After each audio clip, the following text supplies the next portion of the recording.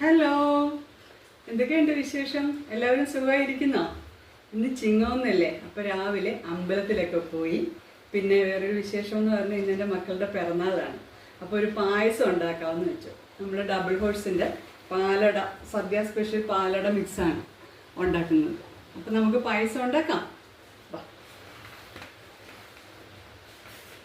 നമുക്ക് പാലൊഴിക്കാവേ.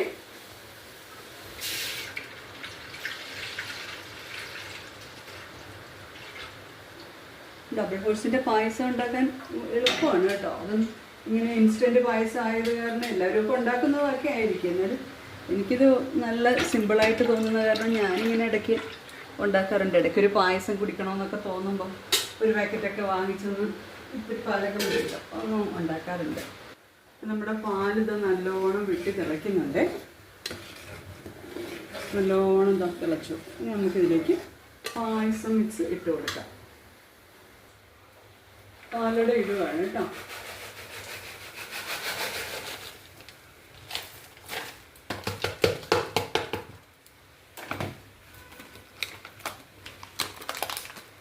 രണ്ടെണ്ണം ഇടുന്നുണ്ട്.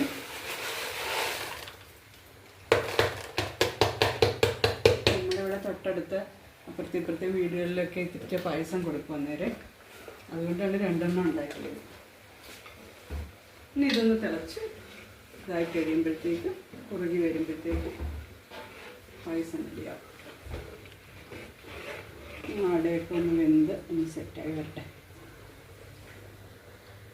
ഇവിടെ പായസം റെഡി ആയിട്ടുണ്ട്.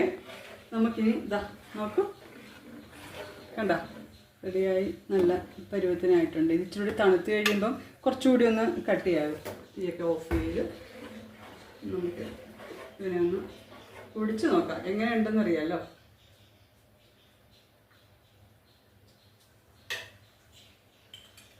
നല്ല ചൂടുള്ള പായസമാണ്.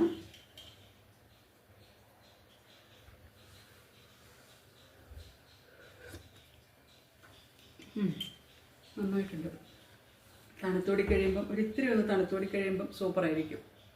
അപ്പം എല്ലാവരും ഒക്കെ ഓണത്തിനൊക്കെ പായസമൊക്കെ ഉണ്ടാക്കി തകർക്കണം കേട്ടോ. ബൈ.